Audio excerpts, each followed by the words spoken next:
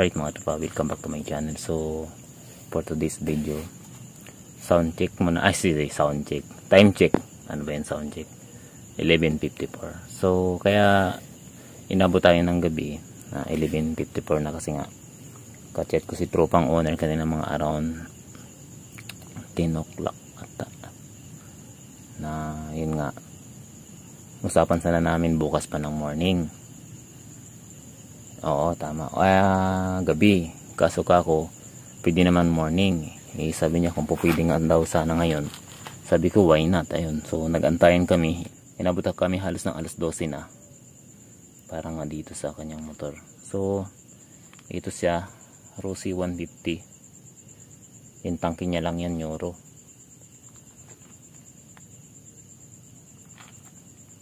Five years old na yung motor.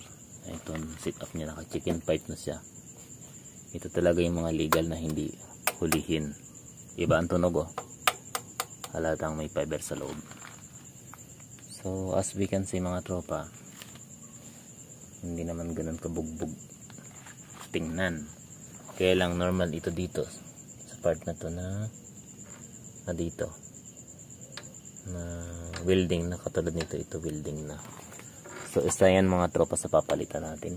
Bibiyakin talaga yung makina. Ayun lang. So super stock daw to mga tropa, yung makinang to. And ito nga pala mga tropa yung kanyang mga kapisa-pisahan. So andito na lahat.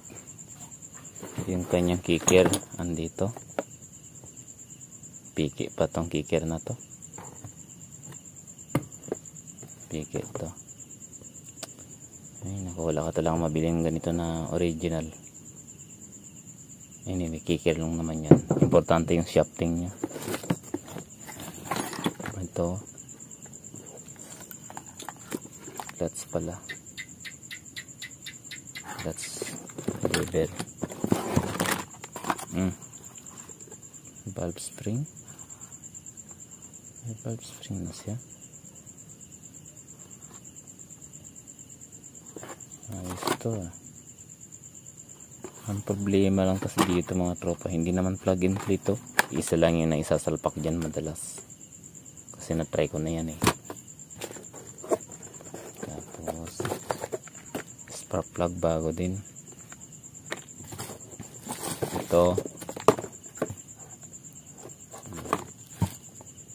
Ito yung isa sa mga sira niya din ata, kaya gusto niyang palitan. Check mo nga. Yun nga, mga tropa, durog na. Hindi ko lang alam yung yan kanyang oil seal kung malinis na natagas pa din. Ito naman ata yung carb. Ayan, ayos. So ayos to.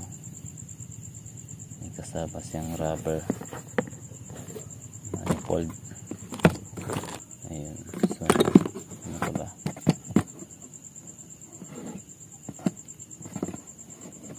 30mm. 30 nga ba? Walang pangalan. Ito yung mahirap sa ganito mga tropa, yung napakapiki talaga ng carb. Pero in fairness, yung mga ganitong carb nasa nagtutono lang mga tropa para makuha yung kanyang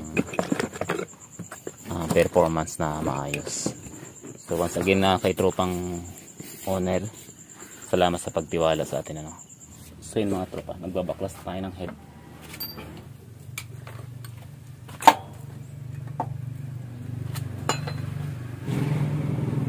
Matindi yung carbon mga tropa. Ayan. Ayan.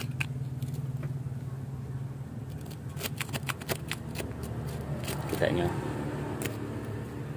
So grabe yung carbon. Hindi talaga sa bugbog sa baklas mga tropa.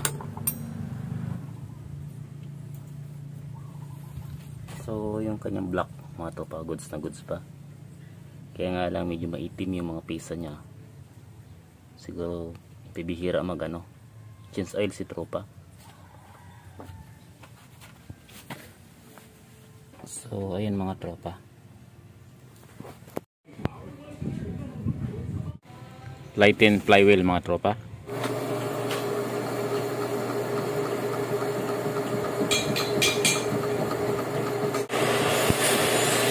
At dahil nagtabas tayo ng block mga tropa, magtatabas din tayo ng piston.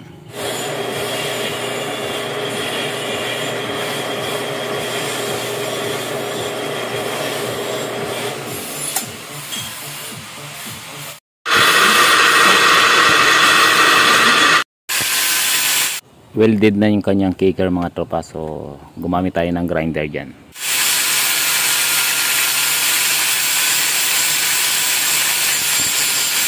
Alright mga tropa, time check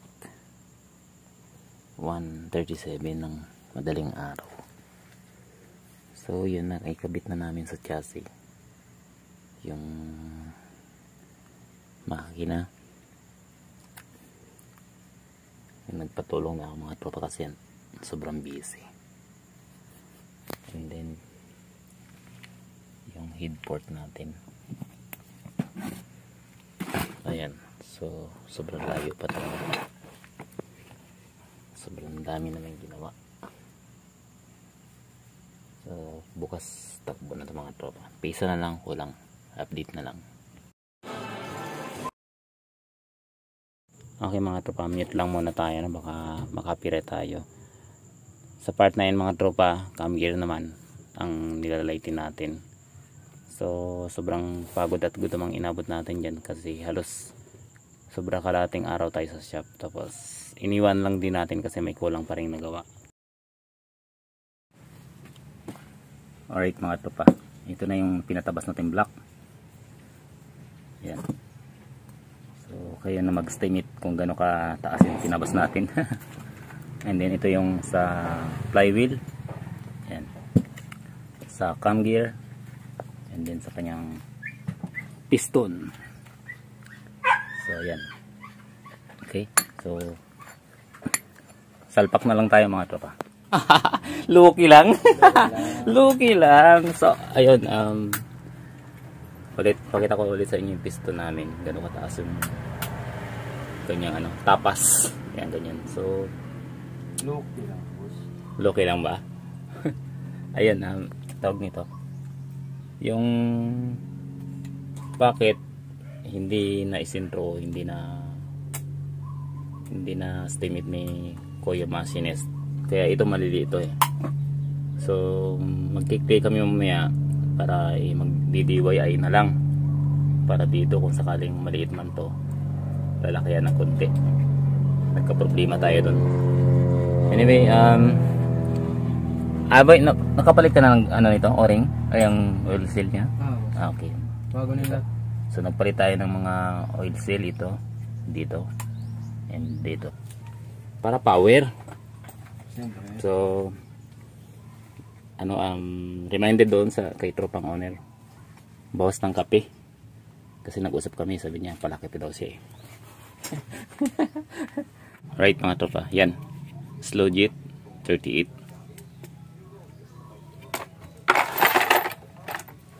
and then kanyang main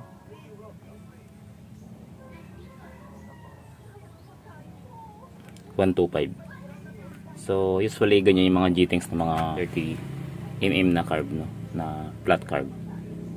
So PWK lang to na 1,000 plus. Hindi ko alam kung magkano yung saktong presyo, pero yun yung sabi ng tropa or ni owner. So kabit na natin mga tropa. Yung itong manifold nga pala, itong rubber, sablay yan. So better pa rin talaga mga tropa kung ang gagamitin nyo yung alloy. Mayroon akong alloy, kaso kasi minamadali naming mapatakbo to kasi may biyahe si tropang owner papuntang Narata. So yan mga tropa, balik tayo sa carb. Tandaan nyo, wala pong plug and play na carb. Bago nyo ikakabit, lalo pagka ganitong brand nyo, i-double check nyo muna yung G-Things, kasi hindi lahat ng sinabi ko na 125 at saka 38 pare-parehas. Yun lang kadalasan, pero hindi talaga fix na ganon. Okay, so again, walang plug and play na carb. I-check nyo yung kanyang mga G-Things kung ilan. So pag na-check nyo na, mag-estimate na kayo sa kanya paanda rin. Mga tropa, andad na nga yung unit ni tropang owner. So hindi natin na video na umaandar siya kasi nga nagmamadali tayo, magsisimba muna kami. Linggo kasi ngayon mga tropa. So ang kulang na lang nito, ito isi-sure ko na walang singaw. Tapos ito aayusin ko kasi hindi po pwedeng ganyan. Oh. Yan. So ayusin natin yan. Ano pa ba? Sabi ni tropang owner, palit daw lining. Kaso late naman. Nanghihinayan kasi siya sa ano, medyo mahal kasi dito mga tropa kapag bumili ka ng set kaysa sa online. So ayun. Yan na. Handa na siya. Okay na siya. Gagawin na lang natin mamaya. I-arrange natin. Lagay yung tangki. Upuan. Tapos okay na to. Lapag lang natin yung detalye mga tropa. Nagtabas tayo sa block, hindi sa head. Ang ginawa natin sa head mga tropa is port lang, intake, exhaust port. And then nagsimilightin tayo sa intake valve kasi manipis na yung piston, alanganin yan sa valve pangit. So nag-grind na lang tayo konti doon sa mukha ng ng barbula natin. And then naka-inner na rin pala si mga tropa ng valve spring. Metsmite yung gamit ni tropang owner.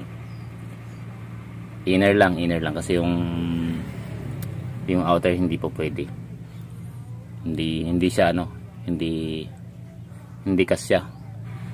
So mayroon naman mga tropa kung ipipilit natin yung outer niya. Beside outer lang mga tropa, sapat na, sapat na para sa kanyang valve spring.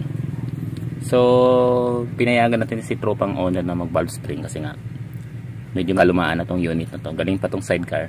Ayan building. Building. Pero yung chassis niya mga tropa, may part pang makinis. Kailan dahil nga galing sa sidecar, siyempre araw-araw na mamasada o araw-araw ginagawang service, persado pa. So nilet go natin yung inner ng kanyang valve spring. So yun, asahan natin mga tropa na slide on lining nito si tropang owner kasi bibili din pala. Ayan tuloy. So yun, update lang mamaya mga tropa. Sound check tayo mga tropa. Kakalagay ko lang ng tangke, hindi pa naipod.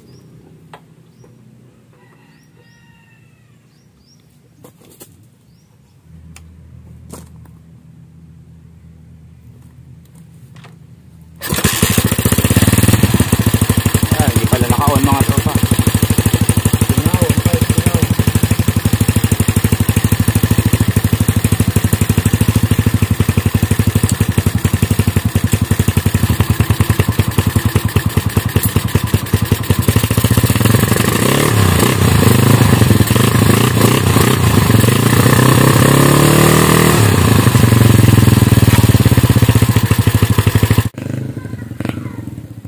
Mas minabuti natin mga tropa na hindi na i-interview si tropang owner. Binidyo lang natin nung paalis na siya.